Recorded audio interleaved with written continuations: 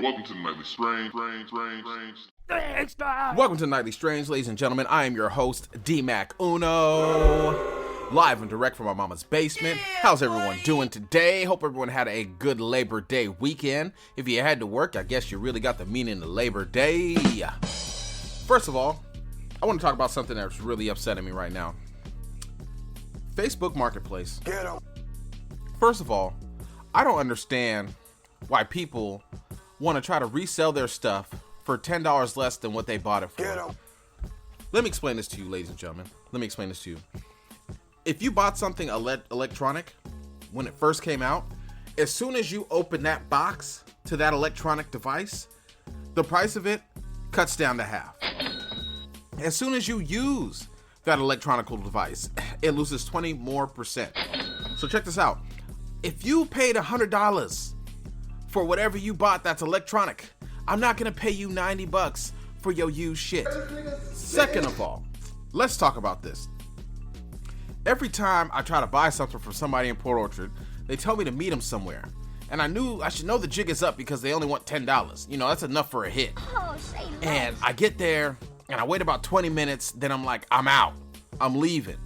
I ain't sitting around waiting for nothing. Like, you telling me this is the time you're supposed to be there.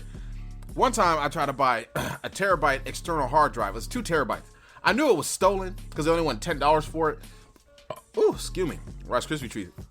They only wanted $10 for it. And I knew it was stolen because them things go for like $80, $90. You know, it's 2 terabytes. I want to put a lot of music on there. And the lady's like, yo, meet me over here. I'm like, boom, I'm there. Sitting there with my son. You know, 20 minutes goes by. A messenger. Hey, where you at? I'm here. Nothing. So I'm like, fuck it. I dip. I'm gone. You know what I'm saying? $10, cool, whatever. Hit this lady up for a video game. You know what I'm saying? I woke up the next day. I was kind of a little hungover, so I'm like, I won't be able to make it today. I'm having a family issue, blah, blah, blah. She hits me up today. This is like 2 weeks ago. Then she hits me up today talking about, do you still want to buy it? I'm like, yeah, cool. What time you want to meet? She's like, let's meet at 4:30. And I'm like, cool. I get off early, and I'm like, hey, I'm off early. You want to meet now? And then she took too long to respond to me, so I went home and took a shower because I don't like to stink or be in my work clothes. So I don't want people. First of all, I don't want people to know what I do for a living. Second of all, I don't want to get in some action and then I'm in the news in my work clothes beating the shit out of somebody. You know what I'm saying? And third, I don't like people to know what I be doing during the day. Yes. Anyways, she hits me back. She's like, no. Let's meet the original time. This is the time I can make it. Cool. I get out there at 4:29. Supposed to meet at 4:30. I get out there at 4:29. You know what I'm saying? I'm sitting there for 20 minutes. People was looking at me like, oh, he's back there waiting for drugs. No, I'm back here waiting for a Wii U game. She never showed up. I messaged her, hey, I'm here. This is the car. Didn't show up. Didn't even respond. So fine, I'm like, I'm out, I'm leaving. As soon as I'm leaving, I get halfway home. My phone, ding, ding, ding. Sorry. I was busy picking up a friend. First of all, you went about your business. 2, I'm already gone. I'm not even responding back to this person. We're done. Why? I can go get my stuff from somebody else. Because fuck them, that's why. That just pisses me off. You know what I'm saying? Like, I like to be cordial. I like to be on time. If you say be here at this certain time, I'm going to be there. If I'm there too long, I think you're setting me up. Sorry, I'm an old school paranoid dude. That's just how it goes. So if I'm there for more than 15, 20 minutes, I got to go. You know what I'm saying? I don't want to deal with none of that. None of that at all. Second of all, Drake has just dropped his album, and so did Kanye West. The reviews are in, and you know, it's mixed reviews because people that don't like either of them are talking shit and people that love them are talking good stuff about them. But they also, Drake released a diss song from Kanye to Drake with Andre 3000 on it. And I mean, it wasn't on Donda, but everybody would have listened to it because it had Andre 3000. It's hard to get a verse from Mr. Outkast, you know, but I just think their feud is kind of weird and entertaining because I'm waiting for them to actually like kiss and make up. Like, that seems like something they would do. I don't know. I mean, they were both good albums. I'm not really a Drake fan like that. Like, if you were to put on Drake's greatest hits, cool, let's do it. But I can't listen to a whole Drake album. I used to not be able to listen to a whole Kanye West album. But that Donda album, that was something different. That was, I mean, you know, it was dedicated to his mom. It was very spiritual. It was good. You know, Drake's album had some moments, but it ain't my thing. You know what I'm saying? Like I said, you can put on either one of their greatest hits and I'm a jam to it, but I never really listened to either one of their albums like that. You know, I look at it kind of like an Eminem album. Like, I ain't got to listen to, or back in the day, it's not these days, but back in the day, it's like, I ain't got to listen to that. You know, 50,000 people I know on the streets are going to be bumping that all day. So, I don't know. Their feud's kind of weird to me. I want to hear that diss Drake made, though, that his mom told him not to release. I think he just need to break the glass and drop that hot one. Damn. That would be entertaining. Well, I don't want to keep it too long today. It's going to be kind of short because I want to go out and get drunk tonight. It is Labor Day for you when you're hearing this. It is Saturday for me. I decided to take my dumb ass to work and volunteer, but the money. Isn't it so hard to volunteer for work? You know what I'm saying? I'll be like, yeah, man, I need more money. They'd be like, yo, you want to work some more? I'll be like, see what had happened is no. You know, but no, it wasn't that bad. It wasn't that bad, man. I like what I do for a living. I'm a stripper, if nobody knows that. I'm a retirement home stripper. My name is Dust Knocker. Yeah, you can find that. You picked the wrong house, fool! Also, I want to talk to people out here that, you know, do any kind of art, businesses, music, anything. You know, I always see the same thing. You start something that you're really passionate about and something that, you know, you feel could, you know, help you progress in life. And you don't get the support you expect from your friends and family and the people around you. And I know it's frustrating, but you have to realize, man, it's not their dream, it's yours. You know what I'm saying? Like, your friends and family, they're there for you. You know what I'm saying? And some people will repost it, but they're not going to always repost it.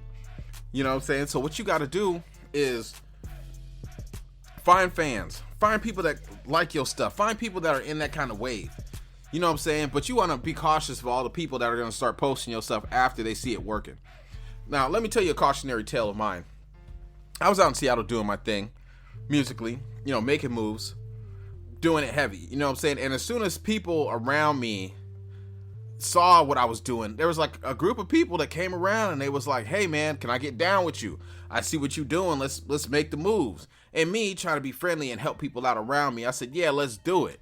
But I didn't realize at the time, but I do now, that you can't let people do that. You know what I'm saying? Like, you can't let people come around that come around when they see what you're doing is good, because they just fair weather. You know what I'm saying? Like, because them people that was trying to help me out then, they ain't helping me now. You know what I'm saying? So it's cautionary tale, man. Cautionary tale, because, you know, me doing that, it kind of brought me down and stopped what I was doing, because I tried to bring all these elements together, and then motherfuckers just went back to being flaky and shit. But like I'm saying, man, if you out there and you're an artist, you listen to the Nightly Strange, email me your music. I'll play it on here. Email me a link to your stuff. I'll repost it. I don't care no more. You know, I used to be that artist where I'm not going to share nobody's stuff. They ain't sharing my stuff. I don't care. If I see your album, I'm going to listen to it. If I see some music, a piece of art, I'm going to like it. You know, because I'm not in competition with anybody. You shouldn't be in competition. Everybody should just be doing their own thing. You should help us support each other. You know what I'm saying? Because it takes nothing to share a post. It takes nothing to retweet nothing. It's not going to look bad on you. You know what I'm saying? Like, it's not going to make you less of a person. So I don't understand why people don't do it. It's kind of awkward to me, but I mean, I know what it is. You know what I'm saying? Some people are just jealous. I can tell that. Like, I was talking to some people the other day online, and I was talking about them. I was like, the reason you have a lot of haters online that just talk trash about music is because they all tried to be artists at one time. You know what I'm saying? And like, the new artists, they'll be an artist. They'll try it out for 9 months. They might get a little buzz. It might stick out for 2 years, but then it'll dwindle because they ain't got the passion or, you know, the mentality to keep pushing to go any further than, you know, posting on Facebook and tagging 50 people. You know what I'm saying? Or sending it to everybody's inbox. So once they get done with that, they're done rapping. Now they're just a hater. You know what I'm saying? And then most new artists are haters. I was a hater. You know how much good music I missed out on because I was just upset and angry that other people were better than me. You know what I'm saying? Or people were more successful than me. I was like, dang, how did this whack ass artist get more radio play and more followers than me? What am I doing wrong? It must be him, so I'm dissing them. I was a hater for a long time. Then I just stopped hating. I said, fuck it. You know what I'm saying? I'm going to do my own thing, and as long as I'm enjoying myself and enjoying what I'm doing, that's what I'm going to do. And that's what I like to say to all the artists out there. You know, keep pushing. Once you think you've done enough, do more. And once you think you've done enough of that, find something new to do and do more of that. You know what I'm saying? Because ain't nobody going to push you like you're going to push yourself. And make it be annoying. You may feel bad. I don't want to post so much. I think people are going to get annoyed. They're not. You want to know why? Because everybody that sees what you're doing and they support you, they be like, good, man, I see you. I see you out there pushing that. And the people that don't, they shouldn't be around you anyways. Excuse me, because they ain't going to listen to your music. They ain't going to fuck with you. So weed them out now. You know what I'm saying? Like, everybody was looking at Marvin Williams from Bremerton when he was in junior high, like, oh, he gonna be a star. But as soon as he made the NBA, or he was in college and then he made the NBA, everybody had a story about him. Oh yeah, man, one time I was standing behind him when we was all getting ice cream. He don't know me or nothing, but I was there. You know what I'm saying? We was like 7. Bruh. You know what I'm saying? That's what I'm saying, man. So you just gotta keep pushing. Don't be deterred by nothing. Just keep grinding. Also, man, I want to talk about this situation in Texas right now.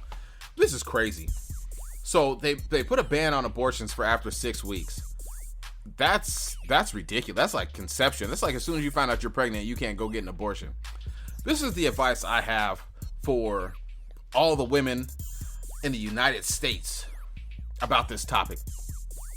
You should all reach out to the women in Texas, all of them that are against this new law, and help them relocate. Help them organize no going out. If no women live in that state, so fuck that shit. If the population of females in Texas drops 40%, and then all the other women don't go to bars, don't go to concerts, don't go to sporting events, if the cheerleaders at the games aren't there, if there aren't women in Daisy Dukes at the beach walking around on the streets, men will not want to be there. No dude wants to be around 100,000 men. We want to look at women. Please, women, use your sexy selves and your sexy bodies and your intelligent minds and fight back against these men. Leave Texas. Stop going to concerts. Stop going to shows. Stop going to sporting events. No man wants to hang out with a bunch of dudes unless he's gay. No one. So once that happens, the people in Texas are going to be like, hold on, man. This ain't right. Where are all the women? Ain't nothing but a bunch of dicks in here. And then they're going to have to change some laws and they'll bow to your power. Women need to understand, pussy runs the world. Men don't have fancy cars and big houses to impress other men. They have that so it's easier for them to talk to women. That's all. Men don't have to impress other men. You see how we live? We will have a crate holding up our television, a lazy boy recliner, and one of those, one of them things that you put your food on, a TV tray table. We don't live fancy. We do things for women. I don't do nothing to impress the homies.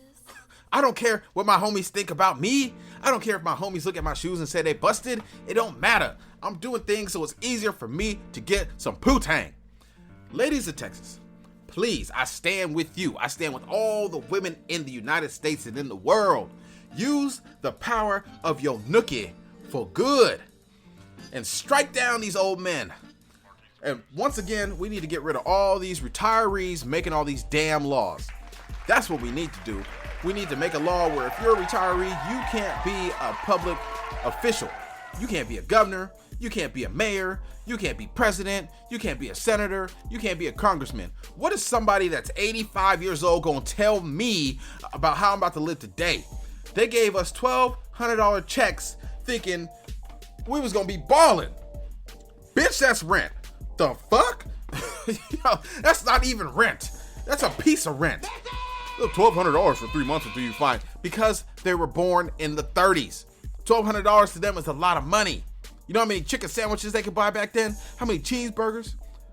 How much free water they can get in the whites only water line? Tons. Stop electing retirees. Elect young people like me. I'm gonna have to run for something. I'm gonna do it. I ain't messing around no more. You know what I'm saying? I'm gonna run for governor. No, I want to be a congressman. Yeah. I'm gonna run for Congress. No, I think that's what I'm gonna do. DMAC Uno for Congress. You wanna know why? Because I started off, I had a paper route.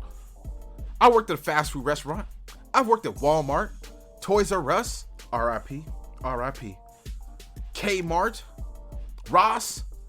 I've had those jobs. I know what it's like to not get paid. I know what it's like to look at your check and be like, what the fuck is a tax? I'm gonna work on that, ladies and gentlemen. I hope y'all support me in my endeavor as I run for an official. Well, I want to run because I want to make a lot of money not doing shit. But I mean, that's besides the point. I want to make some of my own laws. You know what I'm saying? Before I let you guys go, I want to talk about this football team. So a high school football team may have lied to ESPN to play on national TV.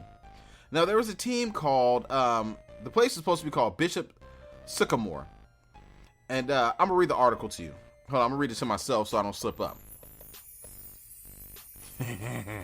All right. New details about the Bishop Sycamore emerged Monday. It turns out the team also played a game on Friday, which made Sunday's game its second in just 3 days. According to Awful Announcing, the game was scheduled by Paragon Marketing Group, whose president, Rashad Ghazal, denied having knowledge of Bishop Sycamore's Friday game.